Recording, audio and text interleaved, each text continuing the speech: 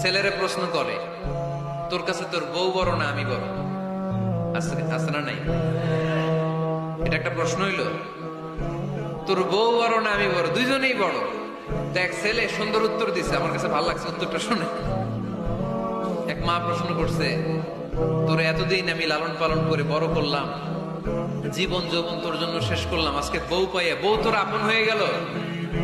এবার ছেলে উত্তর দিছে, মা, আমার মুখ থেকে মা ডাক শোনার জন্য তুমি কি কষ্টটাই না করছো জীবনে।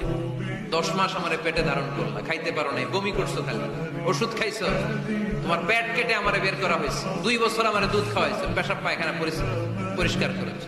বয়স যখন 3-4 তখন তোমার আমি মা ডাকছি। এই মা ডাকটা শোনার জন্য তুমি এত কষ্ট করছো, আর আরেকবারের মাইয়া এই ঘরে আইসাই তোমার মা ডাকা শুরু করছে।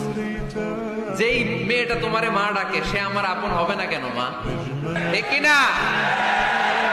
তো যে আমার মারে মা ডাকে তার স্থান তো আমার কলিজায়। শাশুড়ি আম্মারা যারা আছেন, প্লিজ বৌমাদেরকে কষ্ট দিয়েন না।